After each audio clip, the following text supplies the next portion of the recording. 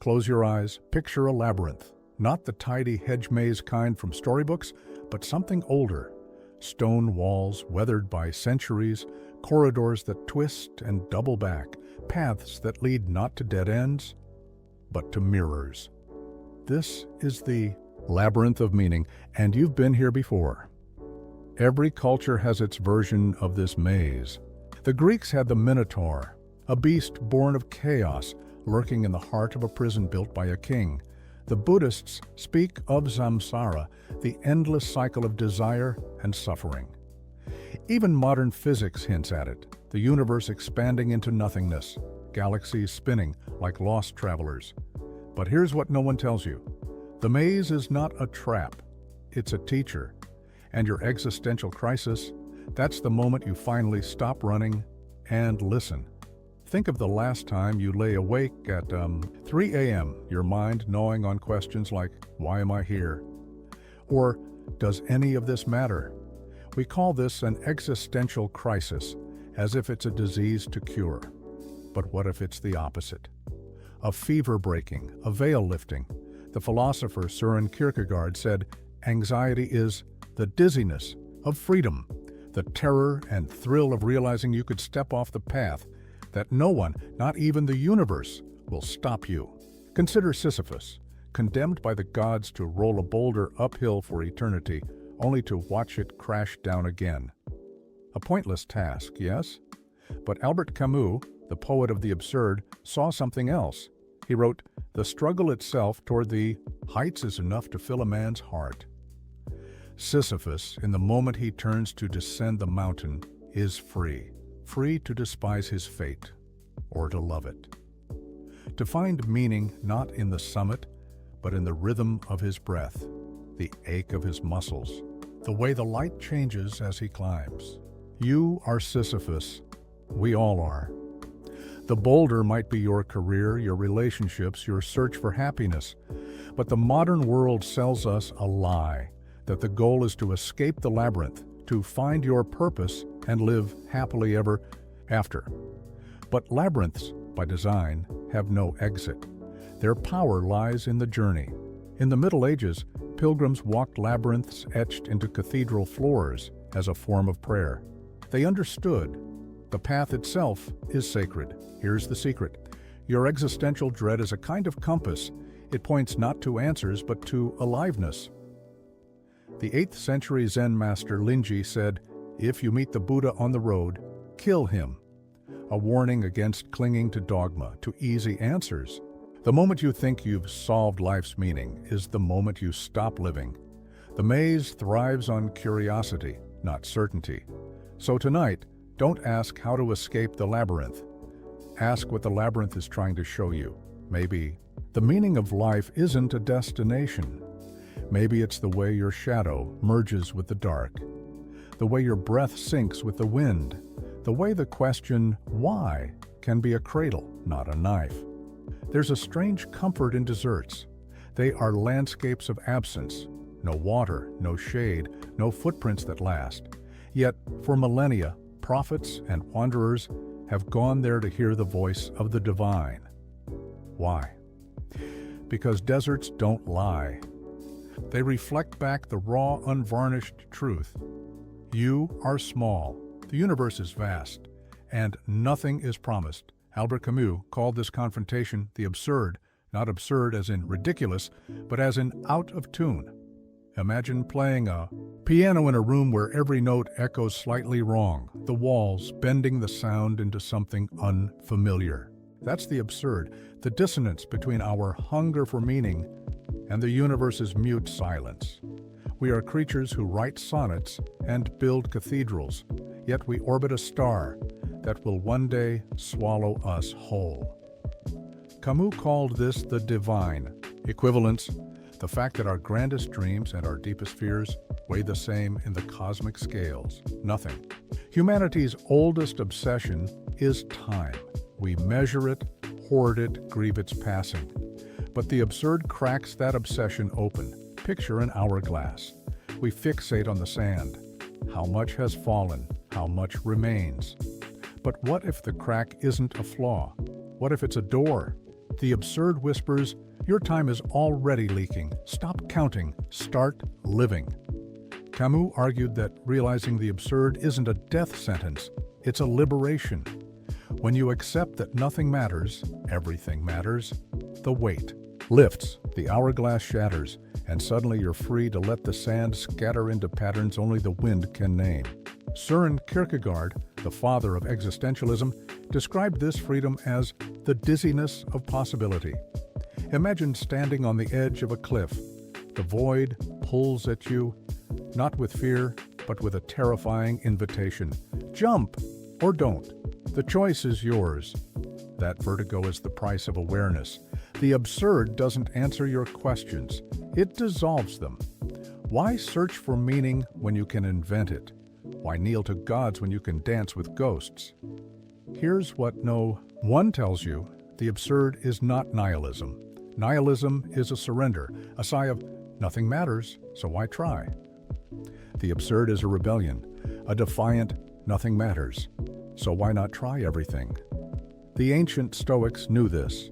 Marcus Aurelius wrote, "The universe is change, life is opinion. The world is clay, your crisis is the wheel. Spin it, shape it. Let your hands get dirty." The scene shifts to the desert figure lying on their back, staring at the stars. Consider the myth of Atlas, doomed to hold the heavens on his shoulders. We're taught it's a punishment.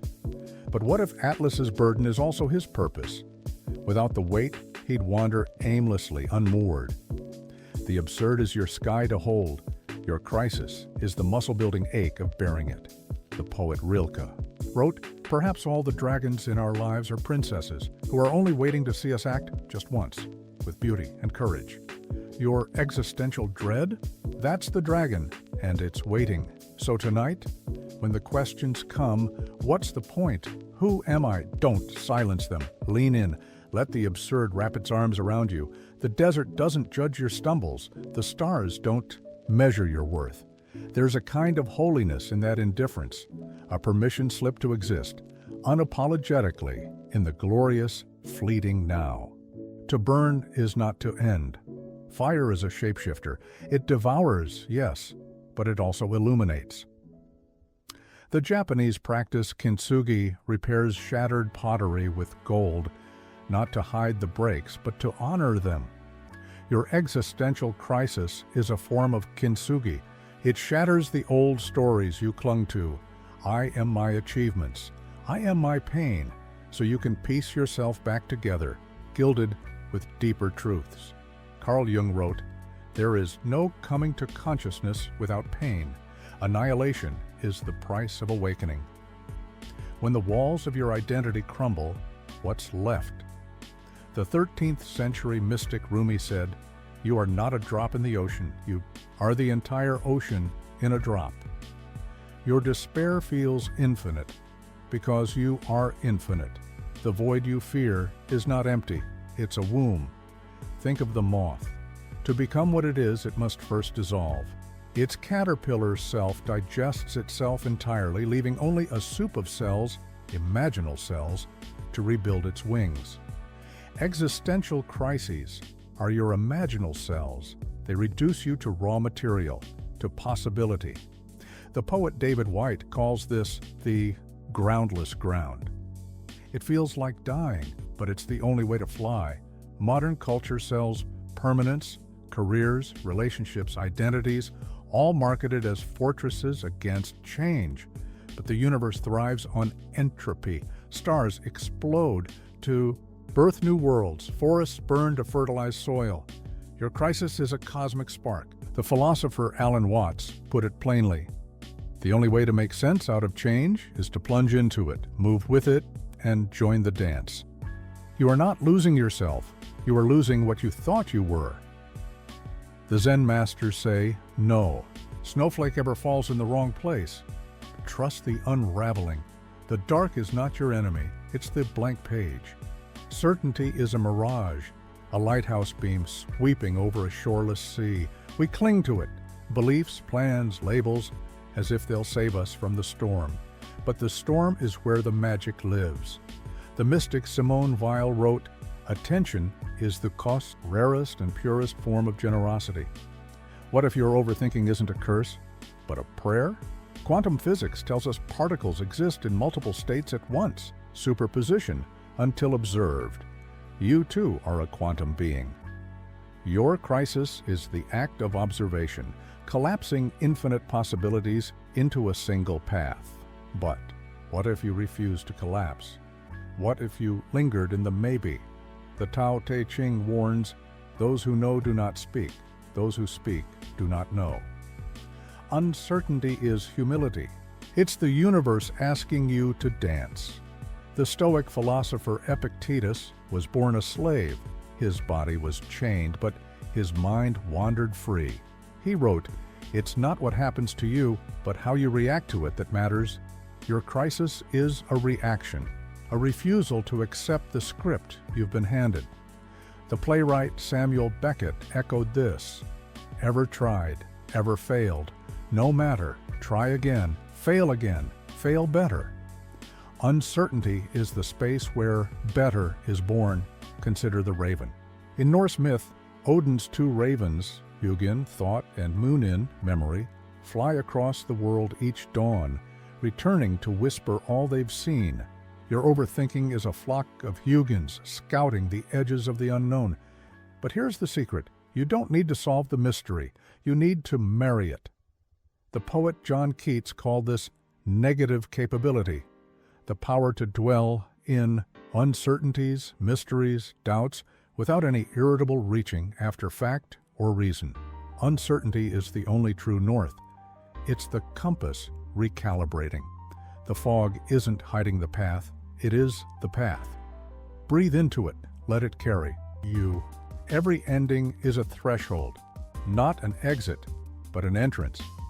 The German philosopher Martin Heidegger spoke of Gelassenheit, a serene letting be, not resignation, but a surrender to mystery.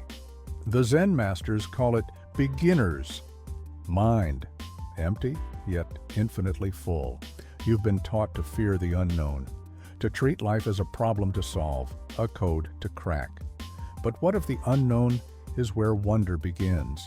The poet Mary Oliver once asked, "Tell me, what is it you plan to do with your one wild and precious life?" Maybe the answer isn't a plan, maybe it's a sigh, a laugh, a step into the fog. The ancient Greeks had two words for time, chronos, linear time, and kairos, the right moment. Existential crises are kairos incarnate. They rip you out of Chronos' treadmill and ask, "Now that you're here, what will you love?" The philosopher Plotinus wrote, "The soul becomes what it contemplates. Contemplate fear, and you shrink. Contemplate wonder, and you expand." Viktor Frankl, a Holocaust survivor and psychiatrist, wrote, "Between stimulus and response, there is a space. In that space is our power to choose our response." Your crisis carves out that space. It's a chisel striking marble, revealing the statue within. The statue is you, unfinished, imperfect, alive. Sleep now. The questions will keep. The labyrinth isn't going anywhere. You are already here. You are already enough.